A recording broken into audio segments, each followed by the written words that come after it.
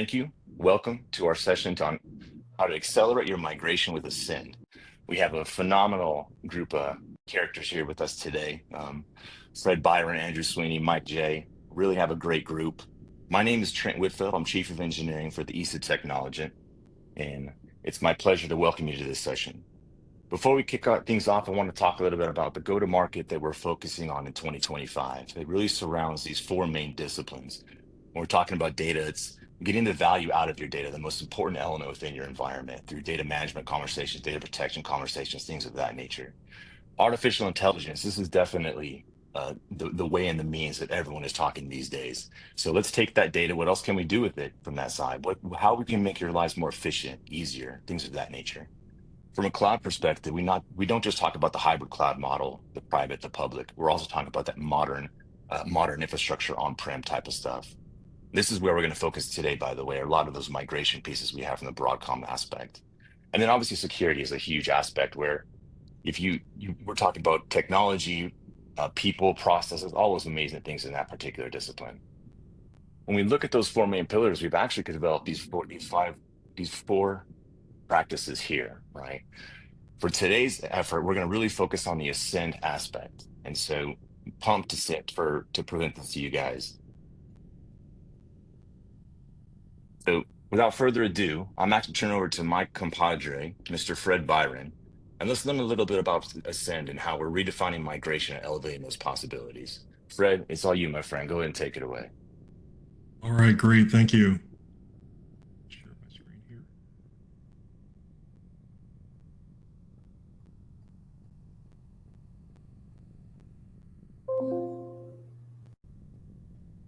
All right. Well, thanks everyone. My name is Fred Byron. I'm a chief architect with Technologent, and great to have you here. I'm excited to walk you through something that we built specifically for this moment. A solution grounded in real-world VMware migration experience. If you've been thinking about your next move, this is going to hit close to home. We call it Ascend. It's not just another tool. It's a solution designed to make migrations faster, safer, and clearer. For everyone here, whether you're running the business or running the architecture. Over the next few minutes, I'm going to show you why migrations go sideways, why these are systemic challenges and not team failures, and how Ascend turns a chaotic, high-risk process into a predictable, strategic advantage. Let's start with the pain, because if we're honest, we've all felt it. Migrations are brutal, let's just say it. I've seen projects that should have been 6 months turn into multi-year marathons, with spreadsheets flying, approvals stuck, and 3 a.m. calls because something broke that no one knew existed. The impact goes way beyond licenses or hardware. It's your team's time, your consultant's cost, and your opportunity cost. Projects that don't get done because your best people are buried in migration drama. Hidden dependencies are the landmines. You think you've mapped it all until the database goes dark at 3 a.m. And suddenly, you're coordinating on an all-hands, unplanned response that derails your entire week. Migrations today, they're slow, they're manual, they're expensive, and unpredictable.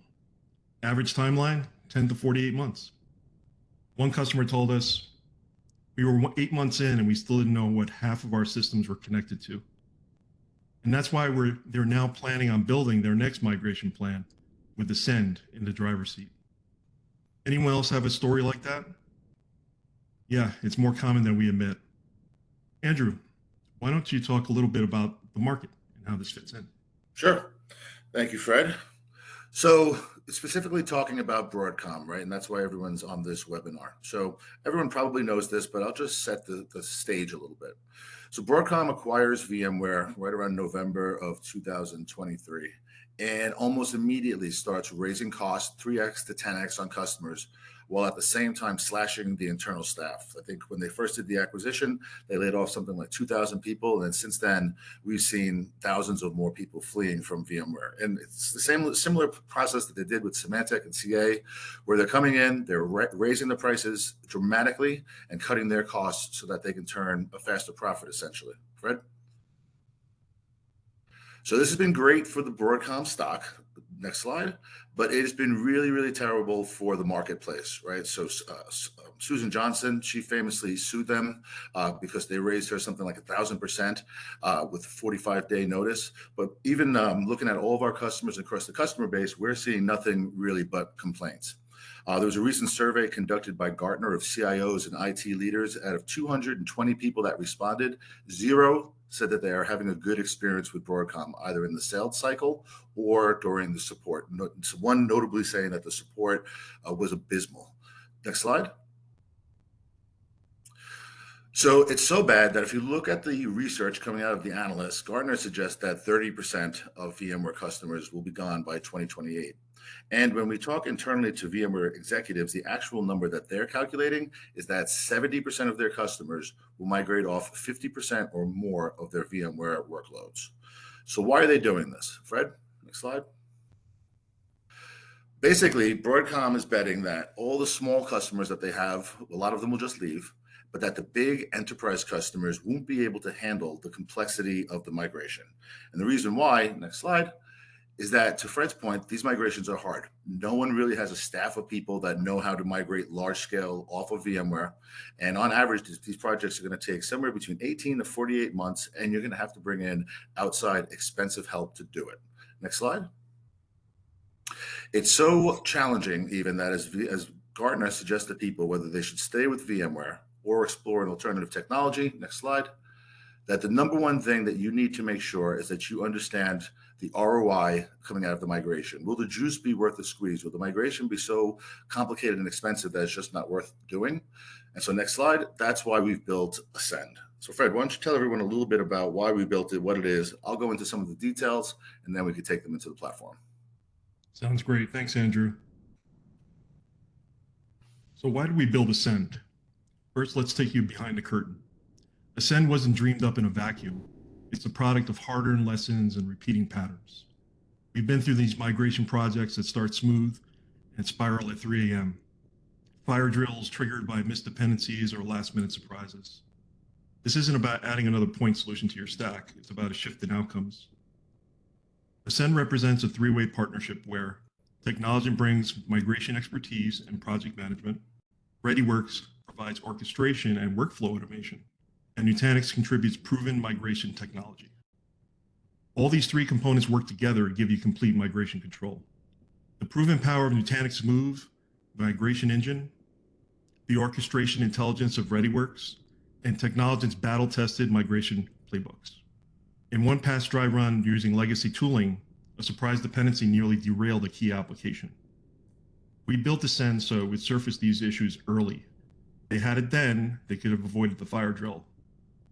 So what keeps you up during a migration? Downtime, missed dependencies, explaining delays to your board? Ascend is designed to handle that stress point before it hits. So what is Ascend? Ascend is your command center. Everything you need to know about your workloads, connections, timelines, and risk, all in one place. It's a strategic view of your migration, not just a technical one. You see where things are going, what's at risk, and how fast you can move with confidence. Ascend combines Move from Nutanix, the engine that migrates your VM safely and efficiently, ReadyWorks platform, the intelligent orchestration layer that automates the workflows and is the glue, and then Technologent's expertise, real-world insights, and a proven process. A financial services team recently told us, we wish we had this when we started our migration. It would have cut 3 months off our planning and saved a lot of money and cost. That's what Ascend is built to do. Turn months of overhead into weeks of confidence. So let's shift to the migration paths. No two migrations are the same. Ascend respects that and adapts to whatever your strategy requires. Whether you're going with Nutanix AHV, AWS Bare Metal, or Azure, Ascend flexes with your direction, not the other way around. We support migrations from VMware to Hyper-V or Nutanix, AWS or Azure, cloud to cloud migrations, even shifts from Nutanix to Azure or AWS. In a hybrid migration scenario, Ascend can coordinate VMware to AHV moves for critical apps, while managing VMware to AWS for less latency sensitive workloads. all in one workflow. The org was juggling 3 migration tracks, and for this example, what they needed was Ascend built to provide unified coordination, less chaos, and clear direction. The customer told us, if we had had this earlier, we wouldn't have spent months untangling overlapping plans. We would have accelerated our project by at least 4 months. That's the power of migration clarity. So Andrew, let's talk about how the software actually works, and then we can jump into a demo. That sounds good. Next slide. Okay, so Fred mentioned Nutanix Move. So those of you who are not familiar with it, Move is a migration tool built by Nutanix, and it's absolutely fantastic at moving virtual machines from one hypervisor to another. But if we think about these migrations and the fact that they take 18 months to 4 years, it's not moving the virtual machines over. That's the hardest part. It is a hard part, but it's all the other planning and logistics and modeling and execution that has to be done around that. And so that's what Ascend does. Fred, click it. So we think of Ascend really as 2 parts. The first part is helping to perform all the analysis you need to do of your VMware estate ahead of the VMware renewal. You want to know, do I need all of these virtual machines? What can I consolidate? What can I turn off? Then you want to understand, how do all the applications work on top of the virtual estate? How do they all interact with each other? Ultimately, so that you can figure out what has to be migrated together, how long it's going to take to migrate, and ultimately what it's going to cost. And then once you have that, within Ascend, we automate all of the logistics around that process, the emailing end users, surveys, self-service portals, collecting information from people, all of the wave creation and the wave planning, auditing, compliance, reporting, every single aspect of the migration, the stuff that takes a lot of time, that costs a lot of money, is fully automated on the platform, so that you have an end-to-end migration solution from the moment you want to first start analyzing the estate all the way through until you are actually done with the migration. So next slide, Fred, let's show them how it works. So as I mentioned, the platform is used. It provides the ability to do one of 2 things. First, perform the analysis really before that renewal comes up, understand exactly what you have, be able to reliably tell leadership exactly what can be migrated before you have to even do the Broadcom renewal. And then once you're performing that migration, automate everything so that you know it's being done as quickly as possible. So next slide. So the way it works is Ascend drops into your environment and connects to all of the existing systems of record that you already have in place that you need to start figuring out how your estate works and how you're going to migrate it. We connect it to VMware and RV tools to understand the virtual estate, all of the infrastructure tools like Cisco or OpenManage or xClarity. Then we take all of the virtual machine information and the infrastructure information, and we enrich it with information about the applications. Maybe it's in your ServiceNow CMDB, or it's in a portfolio management tool like AppDynamics or Dynatrace. Then there'll be some things that you might not know. And so we can pull in information from scanners, things like a device 42, or we can integrate in spreadsheets that people have that are listing where different assets are sitting, or application owners, or how things work. Essentially, we can connect to any data source in the environment, ultimately trying to create this picture. Right? A full view of your estate that you can look at from the point of view of a user, of a business, of an application, of a piece of infrastructure, all the information that you need to know so that you can accurately start figuring out how to build wave plans and how to migrate over those virtual machines. The problem is, and we know this going into it, that your information and your data probably is not that great. Nobody has perfect data at all. And certainly nobody has it all in one place. So we know that. So what we're doing as we pull the data in from those various systems is we're scoring it for quality. Is it complete? Is it accurate? Is there mismatches between different systems? Are there gaps? Are there anomalies? So we use AI and we use algorithms to score the information coming in from all of those different places so that you can understand how reliable the information you're using to make these decisions is. And then we provide a lot of automation to start getting from that number 69 all the way up to next slide, a much more acceptable number, say in the 90s or close to 100. And what we do is we're either reconciling information coming from different systems, or we're sending out essentially automated workshops, surveys that go out to stakeholders and application owners, where they can fill in all the information that we might need to perform the migration. It could be information that's not even in any source system, like is this application going to be retired this year? Is it mission critical? Is it test? Is it prod? Are we sure about the different dependencies of it? Who's the application owner? All of the information that you need to collect, we can collect within this platform. Next slide, Fred. So ultimately, we'll get to a data score where we can now say to leadership, we're about 90% confident or whatever your particular number is, in the data that we're pulling in. Next slide, Fred. So from there, then we can start making decisions using the information that's in the platform, right? Will my workload be compatible on my target system? Is it supported on Nutanix? Should this application be lift and shift moved, or should it be re-engineered and put into containers? How much hardware do I need to purchase?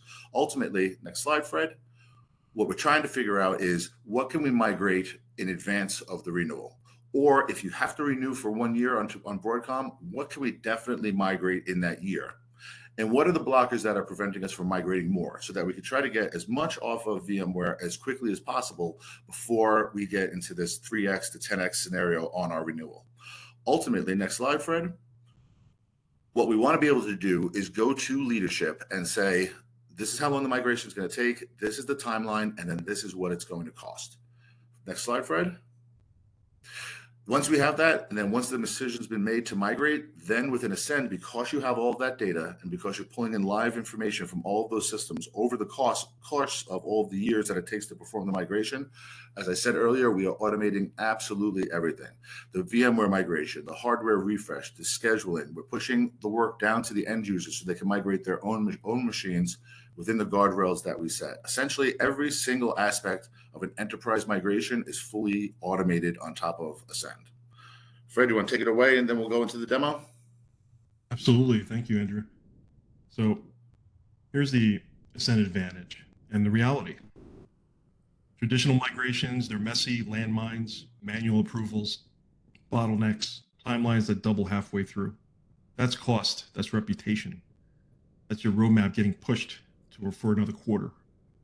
Ascend replaces that chaos with a single pane of glass, orchestrated workflows, and automation that keeps timelines tight.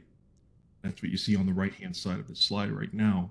You go from tracking dependencies in 10 different tools to seeing it all in one place, from duct taping workflows to letting automation do the heavy lifting. In early engagements, teams say this would have cut a timeline in half and saved us hundreds of thousands potentially in consulting fees. That's the shift lever that Ascend is built to deliver. So how does Ascend work? Here's the process. This isn't a spreadsheet shuffle. It's a structured 4-phase system built for predictability. With clear timelines and zero guesswork. We go through a discover and engage, automate, and optimize phase. In each one of these phases, we map your environment and dependencies. That's weeks, not months. Score and group workloads by risk, complexity, and business priority. Then we use ReadyWorks to sequence and execute the waves. Move handles the lift. We monitor post-migration performance, what went well, what needs refining. It's not a theory, it's repeatable, and it works. So what does Ascend deliver? Let's break it down. You have fewer delays, less risk, and more time for the stuff that actually grows your business. Our early customers see faster timelines in their tests and shaved off numbers in time overall. Setup that takes hours, not days, live inventory and updated dependency maps, wave planning built into the console, predictable timelines with early risk alerts, aligned workflows, business and tech moving together. That's the kind of momentum shift we're here for. Now we look at migration considerations. Let's talk about the critical systems. You don't get to mess this up. If SAP, ERP, or your patient systems go dark, you've got a business crisis, not an IT one. That's why Ascend builds in risk-adjusted plans, region or BU-specific schedules, and the ability to pivot fast.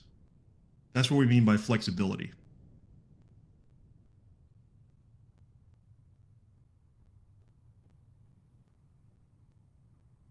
So here, we're ready for a live demo. You can see what Ascend delivers in visibility, control, and efficiency.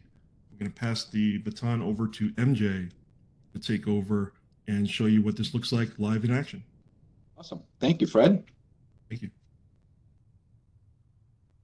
All right. Well, thank you, everybody, for joining. What I'm going to be taking us through today is a product demo showcasing a day in the life of this migration journey away from VMware.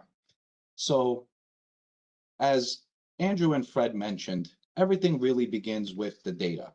So the Ascend platform ships with all the necessary connectors already pre-built to be able to capture all the source environment and VMware information, the target environment. In this specific scenario, we're using Nutanix Prism for our target.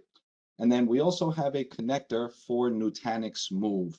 Move is the appliance that we're using to actually do the lift and shift. And at some point in the workflow, we are integrating with Move to be able to create migration plans and actually cut over the bits and the bytes and the compute. So besides the VMware connector, which you see here, which gives us all of our source environment details, our target Prism connector, our middleware, which is going to help us facilitate the actual movement of the machines. We also have connections into a number of different infrastructure tools and systems to help us capture additional data and supplement our inventory. We've got a connector into every VMware engineer's favorite tool, RV Tools.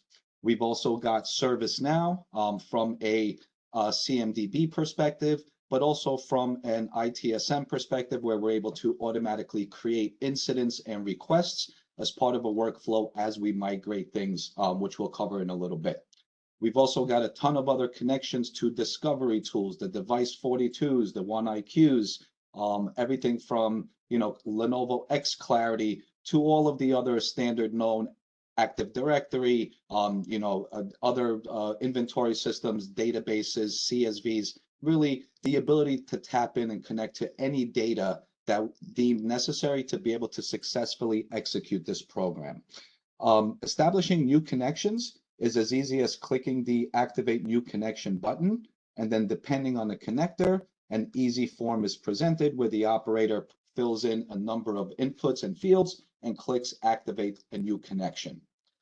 That begins our data flow. However, because of the number of different systems that we're connecting to, that data may or may not be complete, or there may be other issues with that data. So the next thing we want to do is we want to start to score that data around confidence. Specifically here, what we're looking at is our completeness score for our source data in our VMware environment.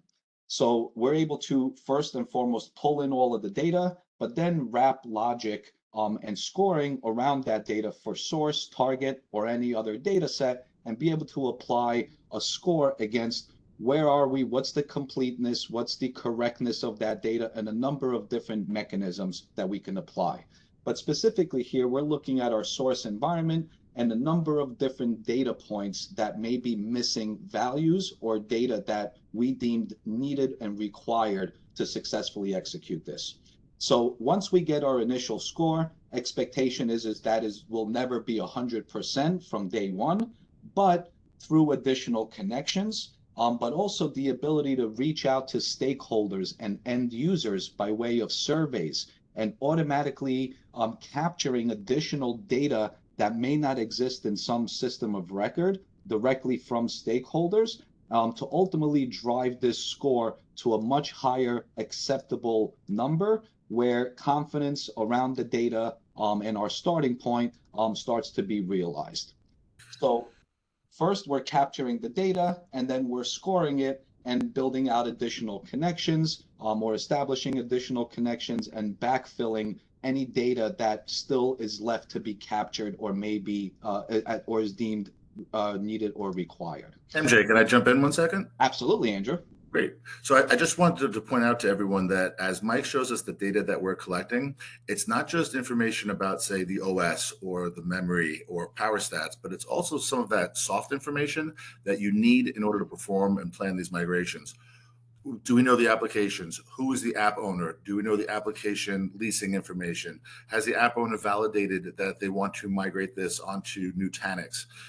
Do we know who owns the infrastructure, blackout dates, patching schedules, all the type of information that PMs will need to collect in order to properly plan a multi-year migration? We are analyzing all of that here so that we can really clearly state exactly what we know and what we don't know, so that we know that when we're making a recommendation to leadership about renewing or not renewing, that we have a solid base of understanding of the quality of the data that is making those decisions.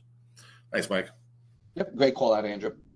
All right, awesome. So now that we've got data coming in, we're scoring it, we have confidence around that data. That leads us to, or that ends up with a normalized, rationalized inventory of our source and target environment. So just as an example here, we're looking at our source VMware inventory where we're capturing everything from operating system, hardware information, network information, power state, UUIDs, all the necessary information that we need to be able to plan and execute this program. So now that we've got source data coming in, we have confidence around that data, it's rationalized and normalized. Now we have to look at organization. So when we think about a VMware migration, no customer or no organization is going to just take hundreds or thousands of VMs and blindly cut them over. We need to organize these virtual machines into logical groupings, specifically and more than likely around workloads. So virtual machines are not just isolated, compute resources that are sitting there. They're usually providing some role, some service, or some function for a line of business or some workload in the organization.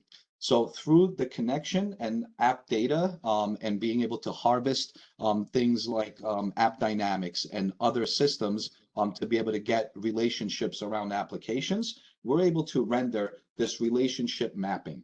So what we're looking at here is an example workload called HR App 1 at the very top here. And through the data relationships, we're able to decipher that that workload has a footprint already in both the VMware environment, which is our source, but also has a footprint in Nutanix. So let's walk through the rest of these layers. So then on the VMware side, we see that this workload has 2 virtual machines in the dev environment. And then we see on the Nutanix side, also in the dev environment, we've got 2 representative virtual machines. So just from this diagram, we're able to decipher that more than likely the dev environment of HR App 1 has already been cut over and migrated over to Nutanix. However, we still have the prod environment with these 3 virtual machines. Now, there's a little gotcha on this one virtual machine. We can see there's an extra delimiter here on the number, which means it's actually associated or related to another line of business application or another workload. So let's see what that looks like here. So this one virtual machine, which is part of the prod environment for HR App 1, also provides some role or function for another workload that we're calling LOB App 1. That workload also has a footprint in VMware. We can tell just from that one virtual machine. But in the prod environment of this workload, LOB App 1, we also have these 3 other virtual machines. So now as we're planning out the migration or the cutover of this HR app prod workload with these 3 virtual machines, we have to combine and bundle in the workload LOB App 1 with these additional 3 virtual machines. Why? Because of this one shared virtual machine.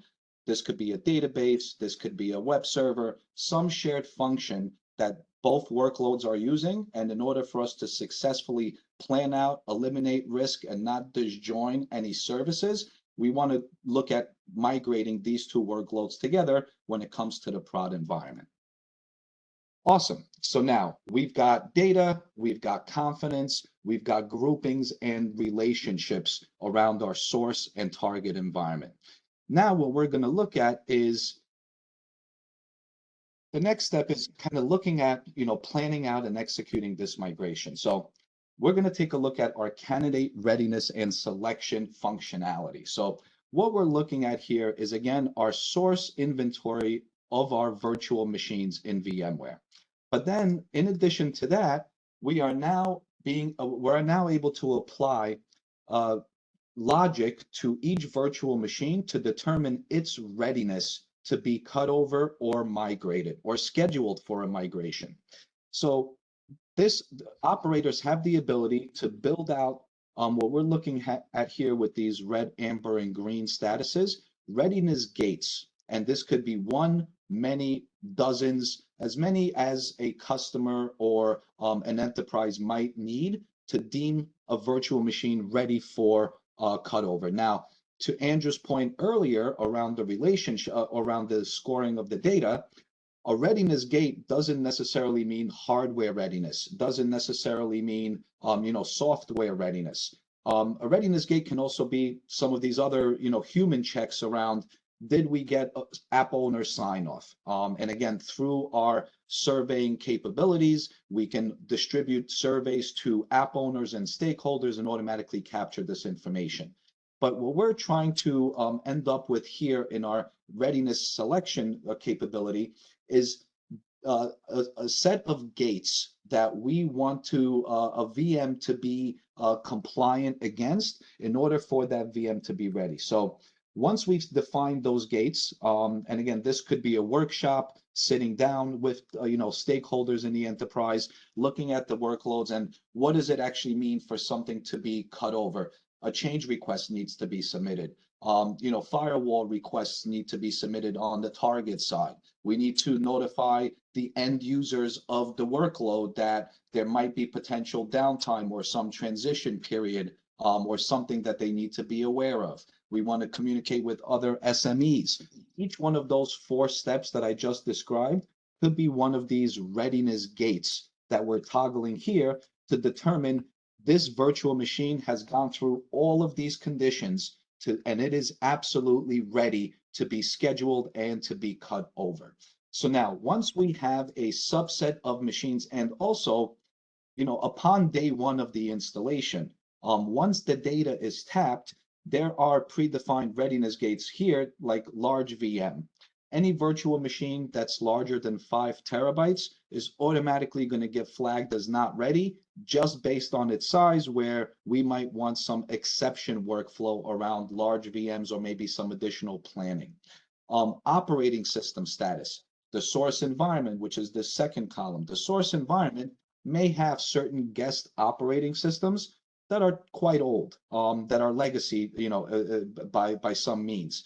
The target hypervisor that we're migrating to may not support those guest OSs that are legacy on the new target hypervisor. So we're able to look at the source inventory of VMs, look at their operating systems and versions, and be able to marry that up to compatibility information on Nutanix target hypervisor and automatically flag any guest OS that's not supported that's sitting on a particular VM as not ready through this same mechanism.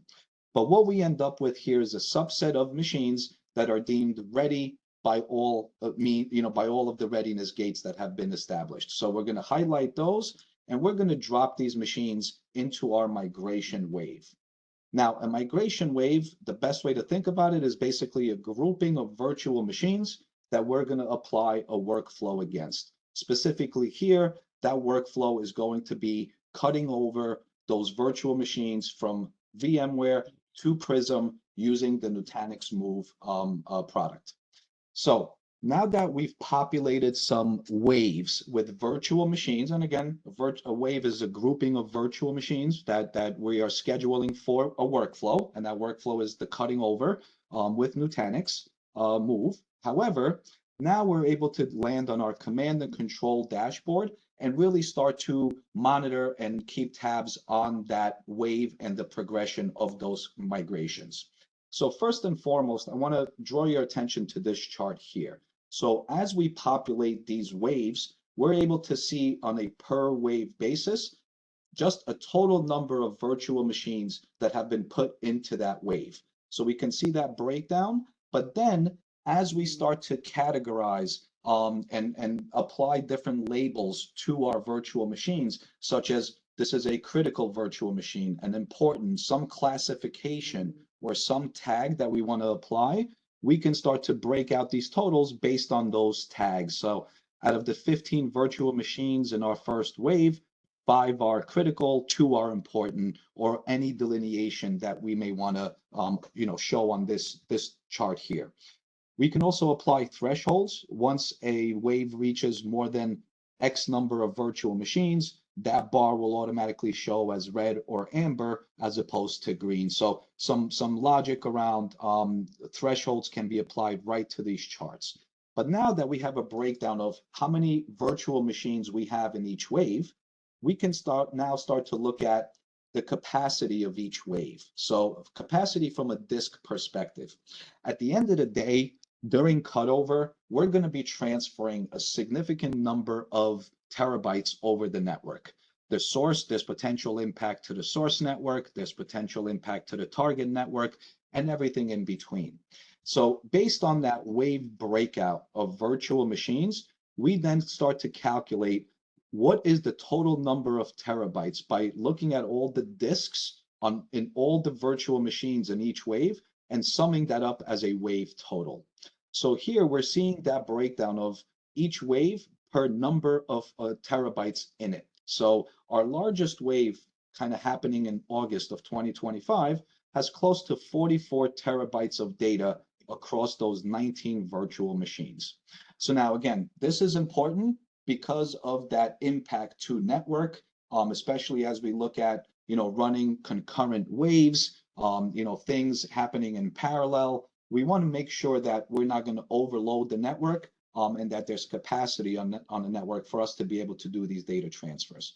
So now, welcome our network transfer estimation tool.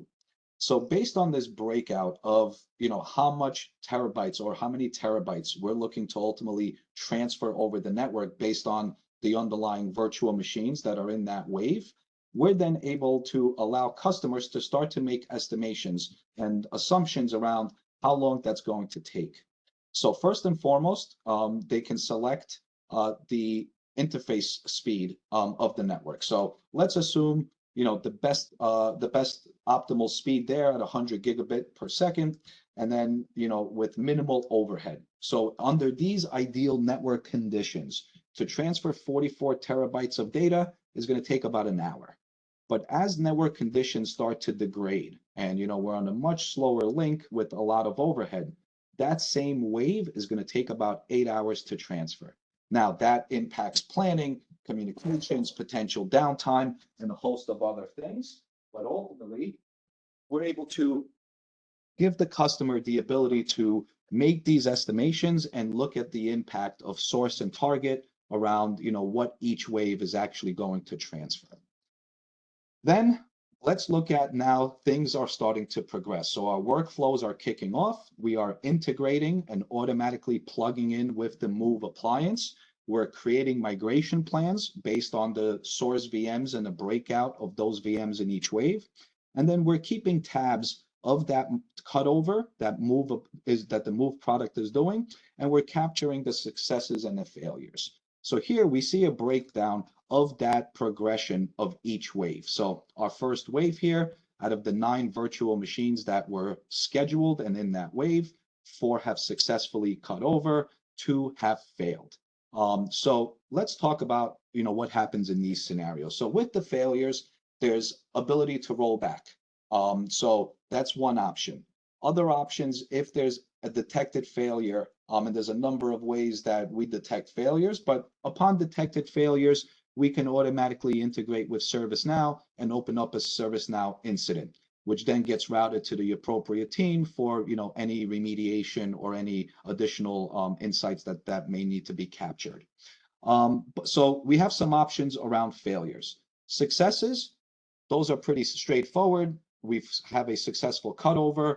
Then we can also, through the workflow, invite users to do workload testing and validation and stakeholders, and be able to communicate with those stakeholders that we have a successful cutover. Please perform the following steps. In addition to being able to track the successes and communicating with stakeholders, there's now an entire potential other workflow for decommissioning that VMware environment.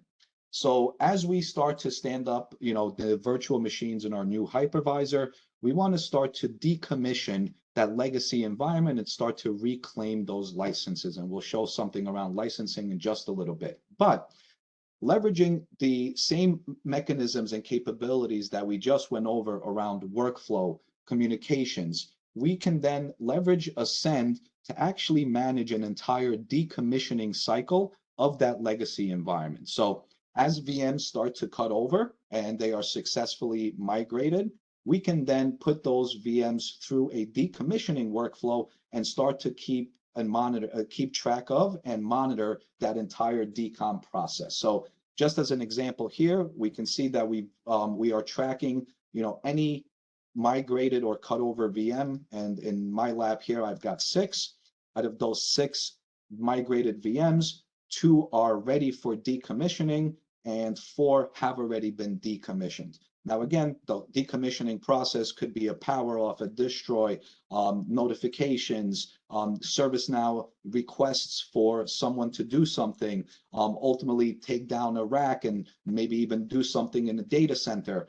That entire life cycle of decommissioning the VMware environment can be managed and put through similar capability and workflow to manage it all through one pane of glass, which is Ascend. Now, when it comes to licensing and why we would want to take advantage of Ascend for that decommissioning process is one of the data points that we're capturing is license information out of each ESX host from VMware.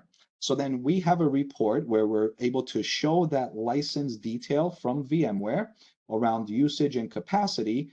But then you can go in and put in some estimated costs behind those licenses, and Ascend will automatically start to calculate savings and dollar implications behind decommissioning and reclaiming those VMware licenses out of the environment. Now, in addition to that, as things start to get scheduled and, as you're looking at migrating multiple workflows over, the lifetime of the project, there's a number of different tools like Gantt charts that will show us each wave, how things stack up on the schedule, the progression of each wave, and being able to look at this entire program holistically over its entire time frame, whether it's 12, 18, or 24 months or sooner, if we can help it.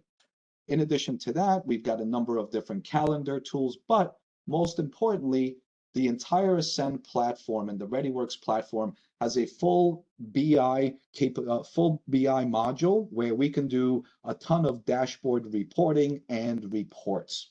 So whether it's Ascend, where all of the reporting through a number of different charts and report capabilities all built on the front end, easy, intuitive functionality to be able to take any data point from that we've captured, whether it's from the source or target inventory or any of the workflow data, and being able to apply it to reports and dashboards for, with various views for different stakeholders and project, project owners that might want different views of that data. And we'll leave it here from a demo perspective. Thank you, everybody, for participating and giving us the opportunity to kind of show you in platform what this journey looks like. And we'll pause it here from a demo perspective and turn it over for question and answers. Thanks, Mike. Great job per usual, man. Always love your demos. They're beyond informative, so appreciate that. We did have some questions for the team, and so I'll throw this out to the panel. The first question was, how long does it take to stand up the solution, and what does onboarding look like? I'll take that, Trent. This is Andrew. So standing up the solution is really as fast as we can gain access to the source systems of data. So in most enterprises, it's typically up in a few weeks where you're getting the initial reports. And then to actually understand what the migration will entail, in parallel to standing up Ascend, the Technologent team is going to workshop with your group, understand what your likely migration path is, and use the data that's available in Ascend to kind of make those decisions. So Trent, I'd say a safe number in an enterprise is about 4 weeks. And it could be done quicker than that. Most people do it, put it in quickly ahead of the VMware conversation around the renewal of the license. Awesome. Andrew, I had another question. It's probably going to come to you as well. Is this hosted in the cloud or is it on-prem? So we support both. It's the same code base, whether it's being used in the cloud or on-prem. Most enterprise customers tend to like to put it on-prem or in their private cloud for security reasons, but we can support both models. Awesome. All right. One more question for y'all. I got it. So from this particular person, we use different tools than the ones I saw listed. Is it accurate to assume that Ascend can pull data from any system, even ones we have built in-house? That is an accurate statement. So Ascend can connect to any data source or any source system. So if you have a homegrown asset management system, or if you're using some other type of application portfolio management tool, it doesn't matter to us. We can hook into anything that has an API or through XML, CSV, flat files. We have never found anything that we can't connect to. So we can connect to any source system in your environment, normalize that data, and then use it to inform the migration planning and the migration execution. Nice. Yeah, so very flexible, which brings us to our next webinar. We'll talk about that later. Great layup, Trent. You like that? Awesome. Well, speaking of that, let's talk next steps. So the team covered a ton today, but I invite you to continue the conversation with us. So let's discuss what a demo and a POC looks like for your environment. Let's book time with our experts and talk about how Ascend has changed the migration world as we know it by reducing migration risks and costs with proven automation. So we're here to help you make what can be an uncomfortable journey comfortable. So definitely don't hesitate to reach out. Fred, if you go to the next slide, please. And with that, thank you to our guests of honor, Fred, Andrew, Mike, for your valuable insights. And thank you to all that were able to attend today. We definitely appreciate you all spending some time with us, and we look forward to walking this journey with you to redefine migration possibilities. Again, please don't hesitate to reach out, and have a great rest of your week. Stay safe and healthy, and God bless. Thank you, Trent. Thanks, everyone. Thanks, Trent. Thank you, everybody. Cheers.